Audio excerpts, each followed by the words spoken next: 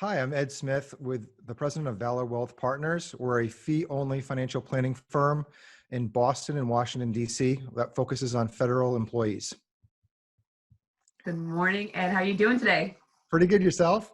Oh, good, very good. It's the end of the week, and whenever it's the end of the week for me, I get really excited. So talk to me about you. Who are you, and how did this company start? Sure. Well, first, one of my bigger identities is being a Marine. So I served in the Marine Corps for 4 years, and but really I've been doing this for 20 years, working with in financial planning, serving clients for about 20 years. And one of my clients was a federal employee, and one of the things I realized is there wasn't a lot of um, services and resources there to support her. There was a huge lack of resources. So doing more research, I decided that I wanted to form something different and better and form the company. But it was a little bit bigger than that. It was um, the change in the industry itself. It was technology, regulations, people, costs. There was so many things coming together. It was almost like it was the perfect storm. And I just couldn't keep doing things the way that I was. And so I left the company that I was at for 13 years without a plan. I did not plan on starting this company, but I called a couple clients because it is a very personal relationship. And they said, Ed, we really want you to start this company. We want you to be there to serve us. And I'm like, all right, let me put a business plan together. Did it real quick. And then a little over a year and a half later, this is where I am. So Well, tell me a little bit more about the company. So you sat down with this woman. What was the problem? What was the situation that became your pain point that you decided that I need to start a company? I need to make changes. But what was it? What was the problem? Well, with her specifically, with federal benefits, they're very unique. The pension is very unique. And when I say unique, it's just not something that's finding a regulation or looking at the book. The government loves to complicate things. And because they complicate things, they make things very difficult. Like, perfect example is if you're married and you do not take a survivor benefit plan to protect the pension when the federal employee passes away, you do not qualify for health insurance when that person passes away. And not knowing that, you could really hurt somebody by not having health insurance in 85, 90 years old.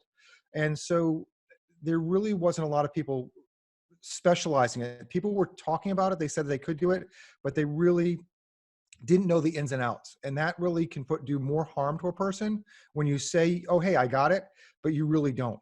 And so by specializing it and having people behind me that know even more than me, we really can bring a credible resource to people versus just saying, oh yeah, we can do those things. We're not everything to everybody.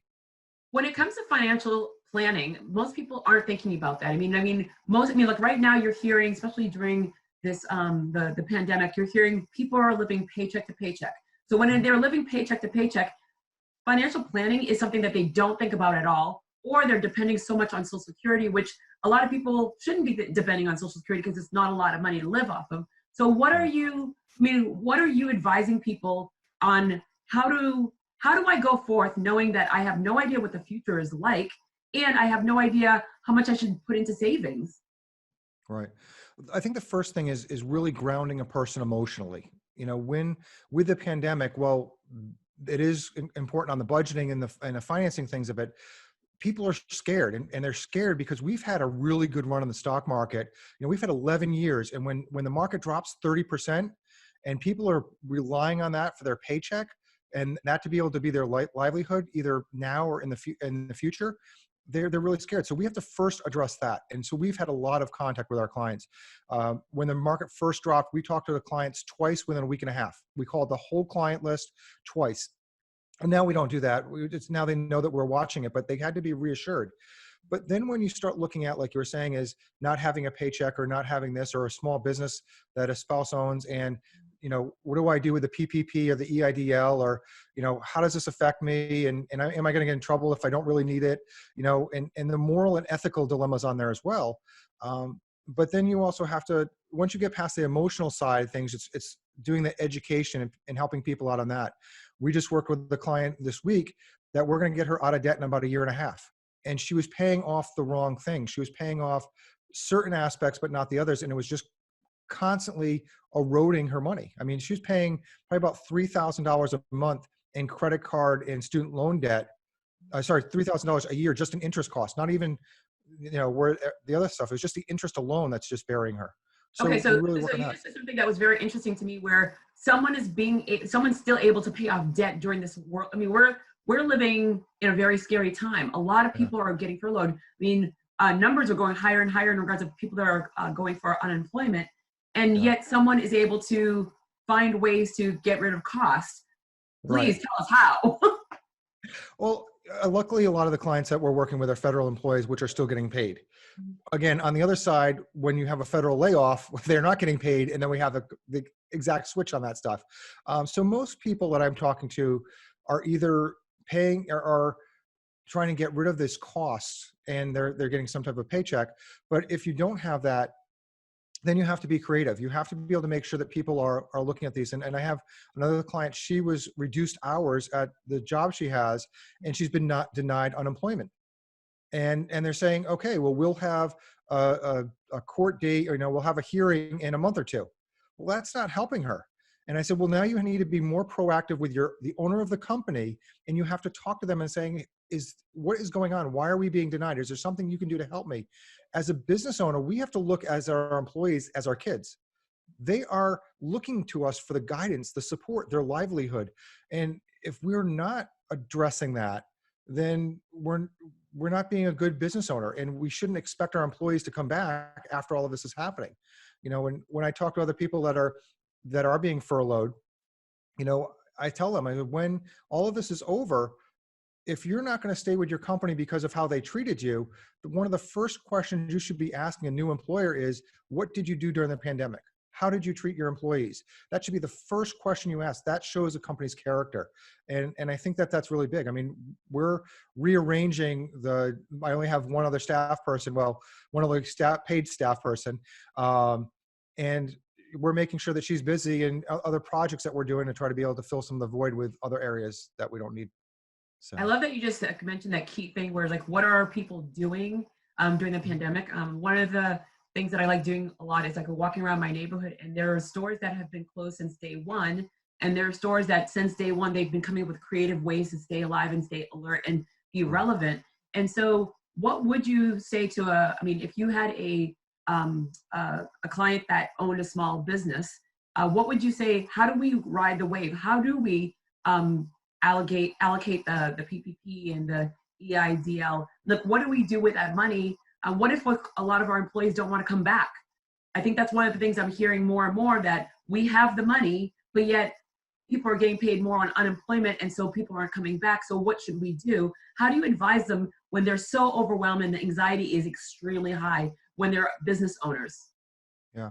Well, I think one of the things is you have to look at business owners as a unique type of person. A person that owns a business is somebody that is generally an A-type personality, and their mind doesn't shut off. So just because their store is shut,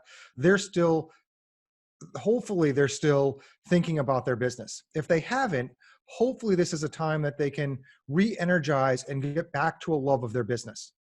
And they can actually say, what can I do? What have I been doing that's just been trudging along because I haven't had time to paint the walls, reorganize the aisles, look at the inventory, look at the most profitable items and put them in a certain area of the store versus another area.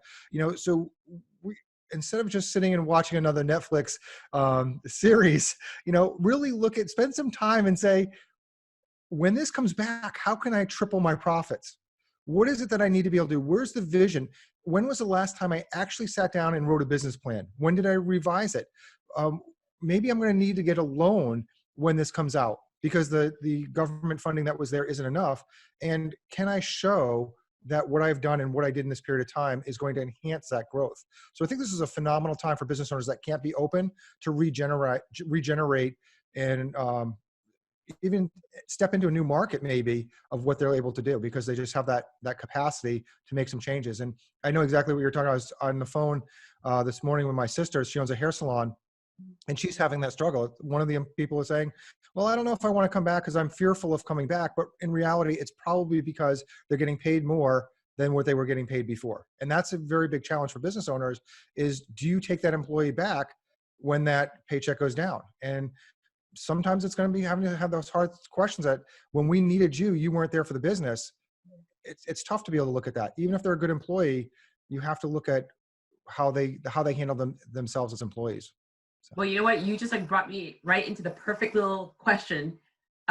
What would you tell someone that's right now, I've been sitting at his job, I feel that it wasn't the right place for me, and now it's time to maybe make that change that I really wanted to do. You're an entrepreneur, you own your own business. What would you say to a person that is thinking about it, and what are the highs and what are the lows of owning your own business? Smile comes up. Yeah. Well, in preparing for this interview, it was really looking at, why am I in business? And I think the question for me really was, why have I taken so long to get into business? Everybody in my family has been business owners, from my grandparents that owned a dairy farm, to my parents, most of my siblings. And what I can say to somebody that's looking at it is, if you believe in yourself, do it. Take the leap early. Don't be miserable for years working for somebody else when you know you can be better. And when you're looking at it, I always use a multiplier of 80%. Try to get 80% of what you want. If you wait to get to 100% of what you want to get the perfect solution, you're going to wait too long. You have to take that leap and just say, you know what, this is good enough to get out there and do what I need to be able to do. The clients and the business will dictate that other 20% to drive you to get that better growth. So just the first thing is take the leap. The other thing is plan for the unplannable. I mean, this is a great exercise that we're going through. Nobody could have planned for this, but you have to be able to be realistic about this. It was extremely lucky that right when this hit, we were just hitting profitability for the company in a year and a half. I mean, it was phenomenal. So we were able to do that. I still was not getting paid after a year and a half. But you still have to look at that. And as a low side, starting a business, you really have to look at your finances. You have to look at, what resources do I have? How can I survive for 2 years without getting paid? And when I say that, it doesn't always have to be that you have the money in the bank, but maybe you have another resource of somebody else that can help you out or get you to that point, family, whatever else that it's be able to do. But sometimes you have to go slower than what you really want, because you can't afford those capital or outlays of money because you just don't have it. What did this pandemic do for you? I mean, you just said it, like you were on the rise. What has it done for the industry? What has it done for you? Could you have ever imagined that we would be here? I mean, this is something that you read in history books and Bibles, but what did it really do for your community? Sure. Well, for me, like I said before, we've had a big drop in the market. So that's a huge thing. And I think what it does when we have these drops is it shows clients what type of a person you are. You either run and hide because you're afraid to talk to clients, or you talk to clients because you know that this is the time you need to shine, and this is the time they're expecting you to be there. So I think that's a very big thing for the industry, is the drop. For me, I was traveling a lot. In January, I was in D.C. Now I live in Boston, but I have offices in Boston and D.C. I was in D.C. 20 days out of January. Oof. And now I'm in my house every day. So I'm not traveling, which it's cutting down that cost for hotels and flights. But so that was a big thing. But I also, we're running marketing workshops that would have around 40 people at these workshops. We won't have those through the end of the year. I mean, we maybe October, November, but I highly doubt that anybody's going to want to get into a room with other people, even though they need the information. They won't do that. They'll find another way to get their information. So that's a big thing. But when I look at, how I've changed in those different types of things, I really would say that focusing on the small details. I'm a person that believes that actions is better than words. Do something versus say something.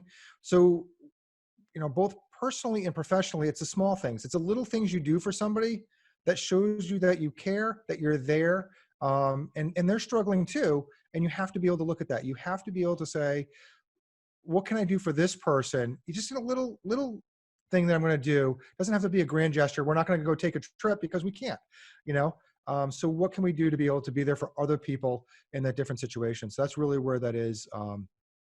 And professionally, it's just, we were kind of lucky because we have clients in 12 states. So we were already using web conferencing and video conferencing. So while we weren't doing it a lot, it wasn't a huge jump to try to find a solution. We'd already tested out different solutions. So we were kind of lucky in that way. How are you able to see your clients in Washington? You spend a lot of time in Washington, obviously. I mean, they are overworked, they are stretched thin, and yet this is a perfect time for you to jump in and help them like balance the professional and the personal. How are you able to contact those clients, the clients and the potential clients right now? Because we're going into week number 8 of being quarantined.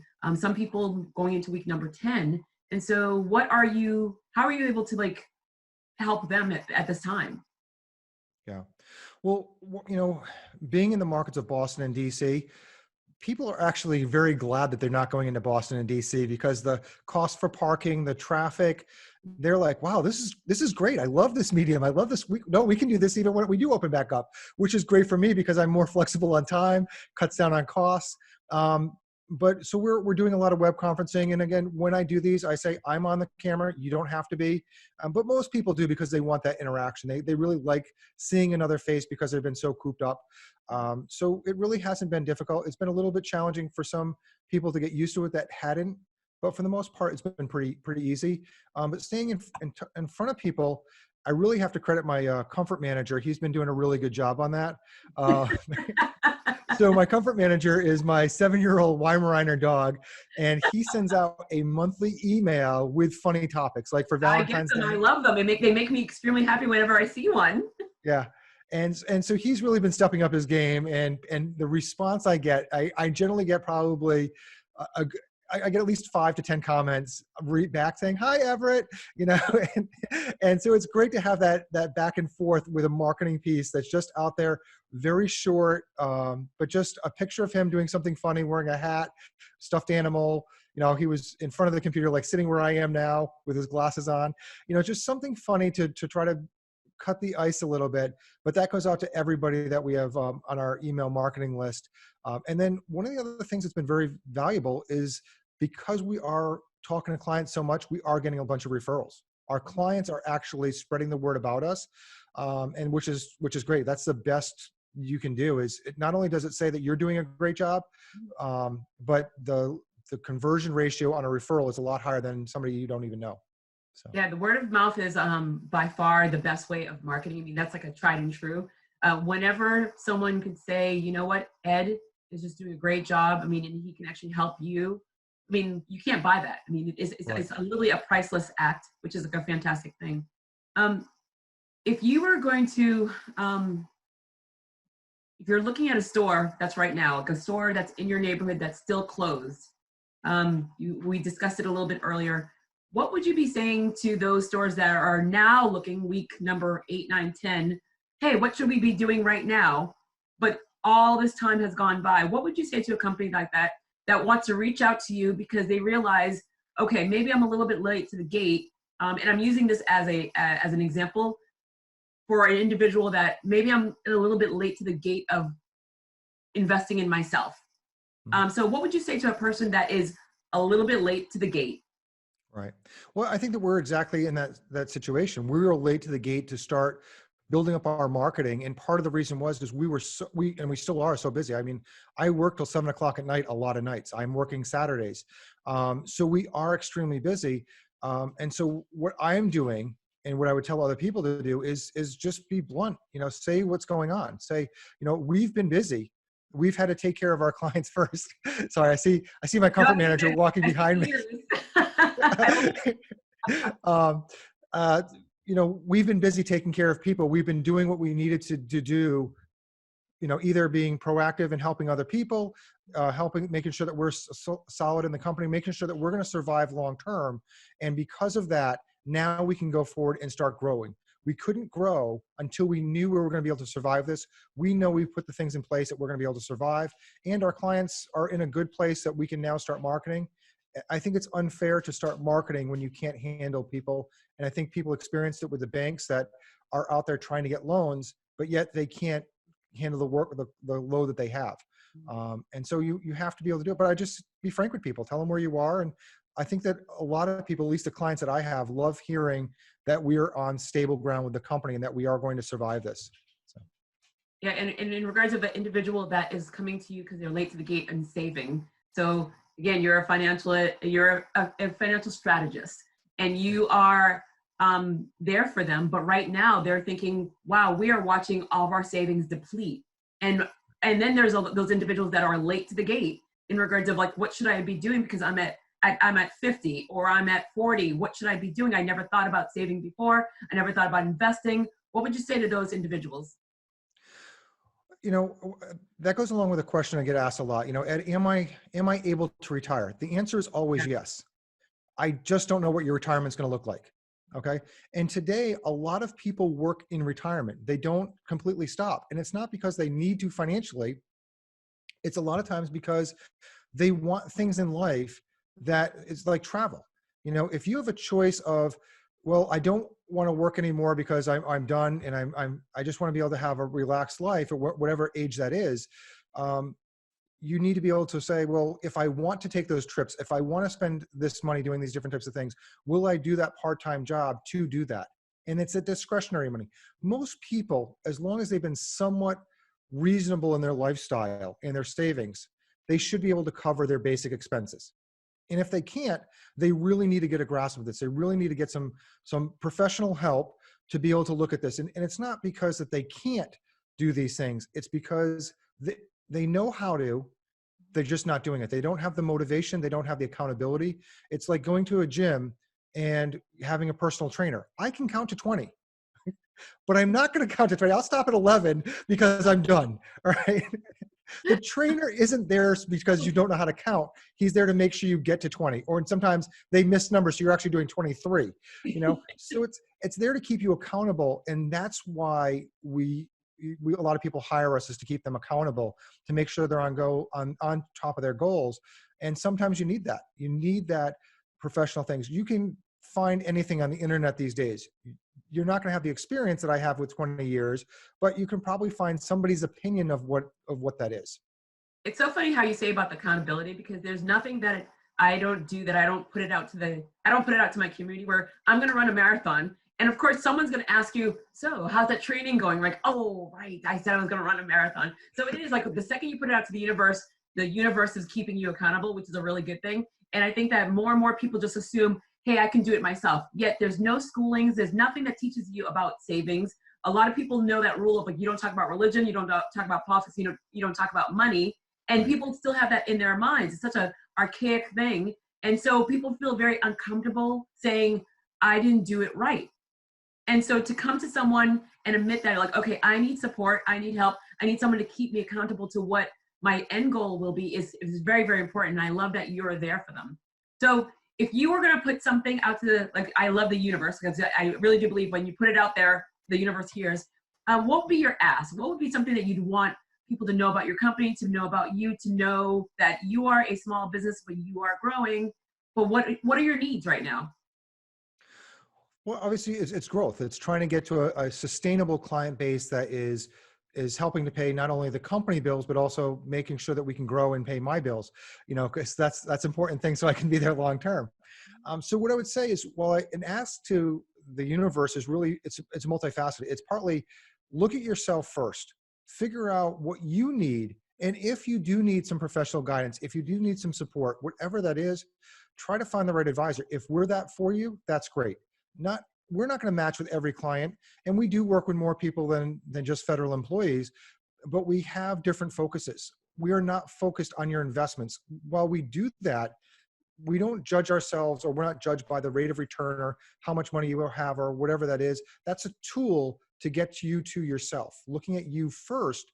And if that's what you want, if you want to look at the taxation, the accountability, the budgeting, all of these different things and how everything works together to make you a better person, so you can say, yes, I can do this, I can go have fun.